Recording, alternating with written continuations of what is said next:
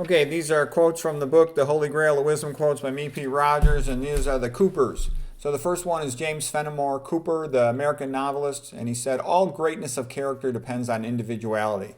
And I think that's true that America should nurture individuality more. It did so more when I was a young guy, and now conformity is pushed big time.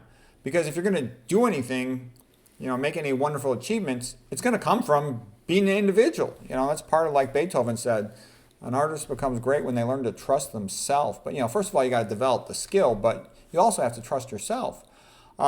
He continues, the man who has no other existence than that which he partakes in common with all around him will never have any other than an existence of mediocrity. Okay, next one. The ability to discriminate between that which is true and that which is false is one of the last attainments of the human mind. So that's the concept of judgment. And I actually think that's what older guys are good for. Older guys have a lot more judgment. They've just been around. And that's actually characteristic of a lot of times a smart person. They judge. And having that good judgment comes from having a lot of experience and a lot of knowledge. That's a big benefit of older people. And I used to know, like my mother, even though my dad was a psychiatrist, I learned not to take his advice. I take my mother's advice, because when it came to people, she would just see the reality of the situation very clearly, much faster and more accurately than he did. Okay, next one is Kenneth Cooper. Kenneth Cooper was a guy who wrote all about aerobics. Ruth Heidrich had mentioned that she learned about the idea of running from Kenneth Cooper, and he was a great influence on her. I think she even went and got tested by him.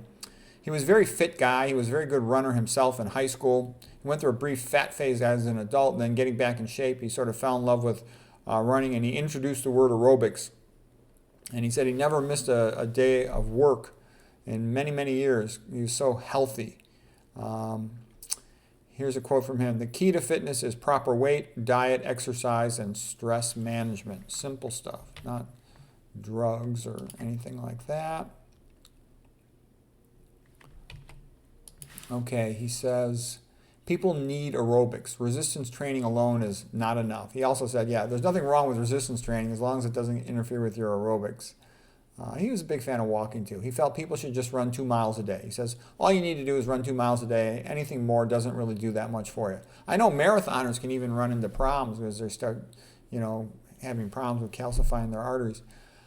Okay, Thomas Cooper, this guy lived from 1759 to 1851. He said, fraud and falsehood dread examination. Truth invites it. Yeah, it's like, go ahead, study the vegan diet. You'll be amazed. I'll go to study it 10 different ways. Study it from the biochemistry, the molecular biology, the epidemiology. The more you look at it, the better it gets.